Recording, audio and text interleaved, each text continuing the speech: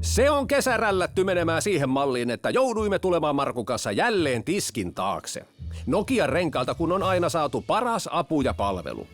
Tosin tähän vierailuun saatiinkin uudenlaista maustetta. Ääni kuuluu.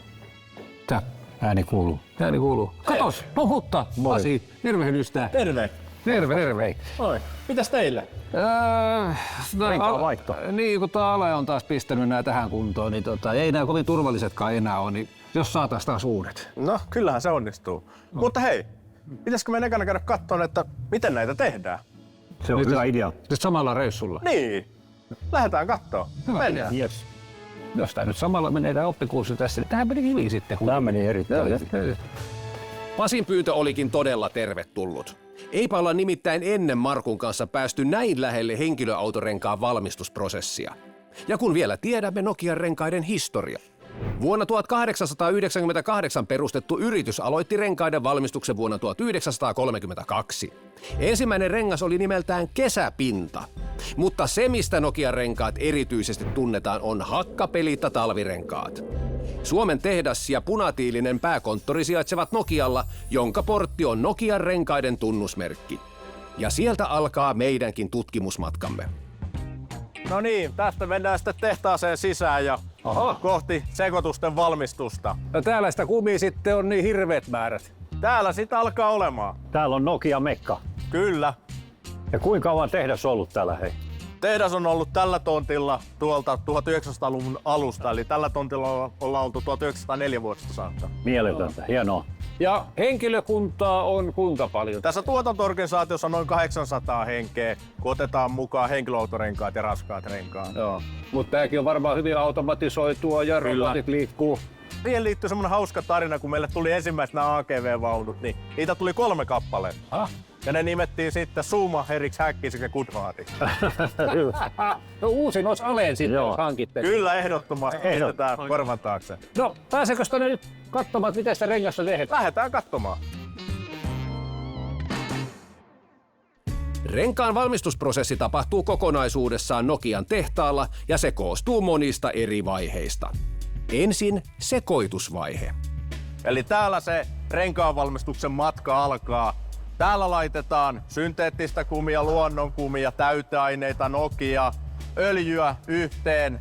Sekoitetaan niitä tuo sekoituskoneessa, jonka jälkeen lopulta saadaan se sekoitus, jota käytetään tuotannossa. Eli millä tavalla tavallaan se raaka-aine tulee tähän pisteeseen? Meillä on tuo pihalla semmoinen päiväsiilot, johon tulee ne noet ja täyteaineet. Meillä on tuolla erillinen kemikaalipunnitus, joka toimii täysin automaattisesti.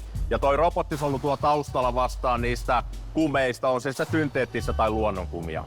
Noin puolet renkaissa käytetystä kumista on luonnonkumia, jota saadaan kumipuusta. Ja mikä on noen rooli? No, se antaa renkaalle sen mustan värin. No Pasi, siis sekoitus on tehty, niin mitä sitten tapahtuu? Joo, tässä kun me saatiin nämä sekoitukset tehtyä, niin nyt sitten lähdetään jatkojalostaa. Eli sitten sekoituksessa tehdään ne komponentit, jotta me voidaan sitten lopulta rakentaa se rengas. Perusperiaate on se, että me syötetään sitä sekoitusta johonkin laitteeseen, jonka jälkeen sinne saatetaan laittaa vahvikkeita, kuten terästä tai tekstiiliä.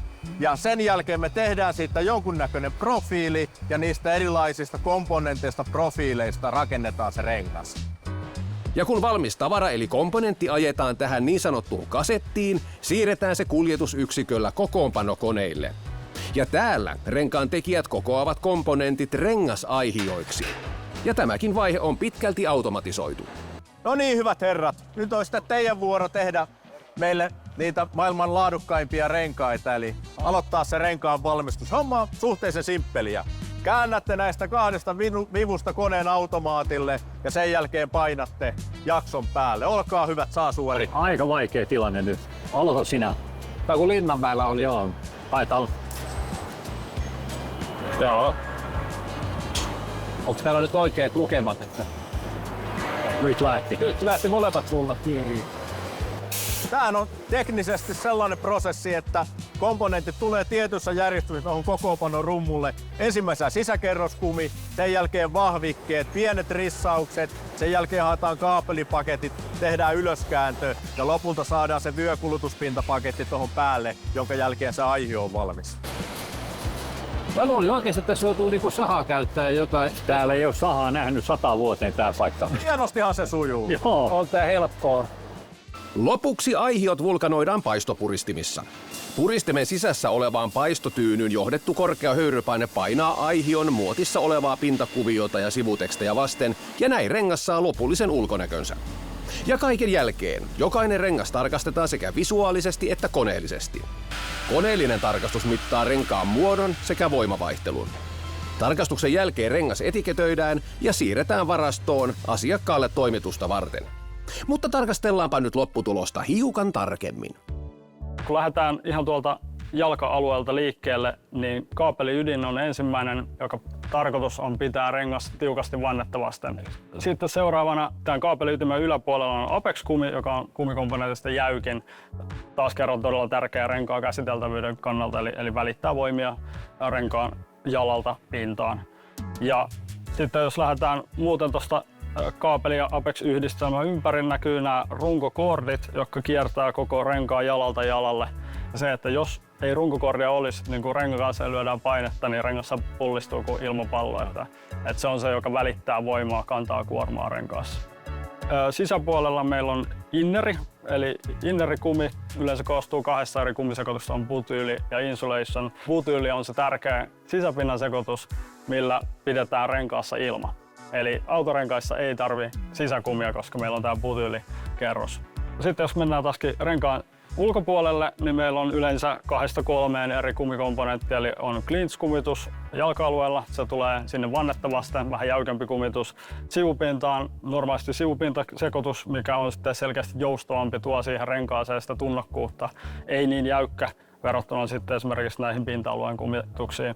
Ja sitten saatetaan käyttää olkapääalueella sitten erinäköisiä kolmiosaisia sivuvahvikkeita. Ja viimeisenä sitten kun mennään pinnan alueelle, niin täällä meillä löytyy teräsvyörakenne, joka mahdollistaa sen, että rengas pysyy muodossaan. Se on jämäkkä. Se tuo nimenomaan jämäkkyyttä renkaalle, eli ajo-ominaisuudet, jarrutukset, kaikki teräsvyöiden ansiosta erinomaisella tasolla. Niiden yläpuolella oli JLP-käärintä. Sen tärkein tehtävä on pitää tämä teräsvyö paikallaan. Sitten lopuksi se tärkein, eli pintasekoitukset, millä haetaan sitten ennen kaikkea niitä rengasominaisuuksia. Totta kai tärkeimpänä on se lähempänä pintaa oleva sekoitus, se joka tuo meille pito-ominaisuudet, tuo kulumiskeston. Kyllä siis koostuu rengas aika monesta elementistä. On todella. Pikkasen sillä lailla katsotaan, että se ei lähde niinku puoltaa mihinkään suuntaan. Tiedätkö, että tämä rengas tuntuu tosi hyvältä?